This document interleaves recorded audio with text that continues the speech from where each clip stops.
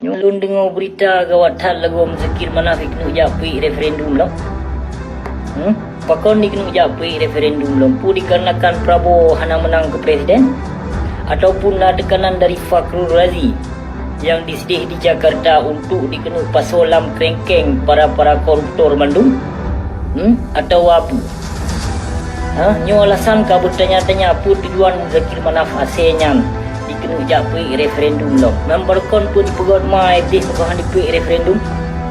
Berkon selama demi MOU pakon handipui referendum. Pakon jinoban kata lu Prabowo kena isu lo untuk japui referendum buka di binatangnya. Memang binatang dalam PA, binatang dalam PNA yang bijeh pang tibang ban Bandung. Si kurung 5% awak lih lubo Pancasila, lubo Ibu Pertiwi. Yang awak PNA, PA maupun Sobentong ataupun pekeh asalnya dalam ketakutan untuk dicoblos sang ilun syok rasa yang asal membreok yang tim Zakir Manaf haram jadah bijeh pang tibang pengkhianatnya kemungkinan jihnya dia dengan Susi Fakhrul Razi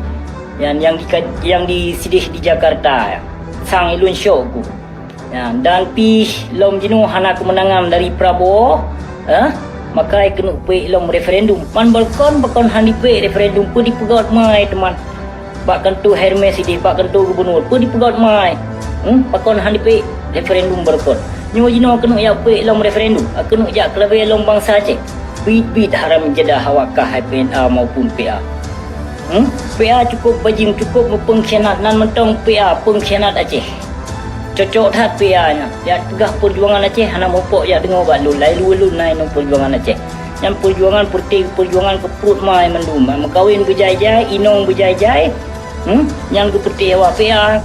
inong cukup rame-rame cukup jaya tepong peti awak PA menansi tiro dua awak dalam PNA yang bui sugo cik na mendum bui dengan nase yang hana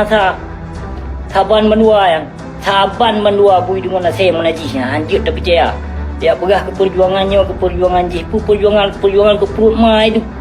nyo kena terjual lom kena jak pek semangat bangsa Aceh kena jak gerak lom referendum sangka mungkin yang kemungkinan kayo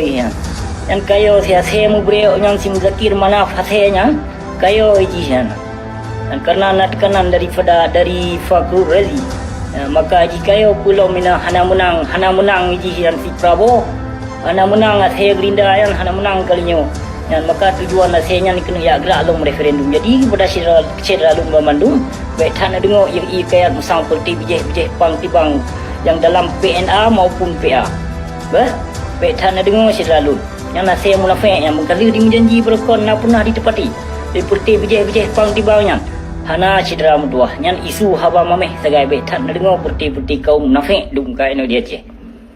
nyo besi pesampo ada mujud perti CPA sabah budi jauh video besiknya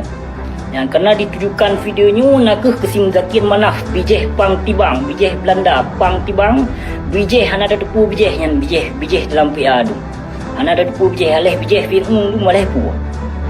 menyok bijeh Islam hana mungkin dilupakan darah syuhada dan hana mungkin dilupakan perjuangan indah tu ditemjak mendamai dengan musuh absi hana senang hati dengan awak PNA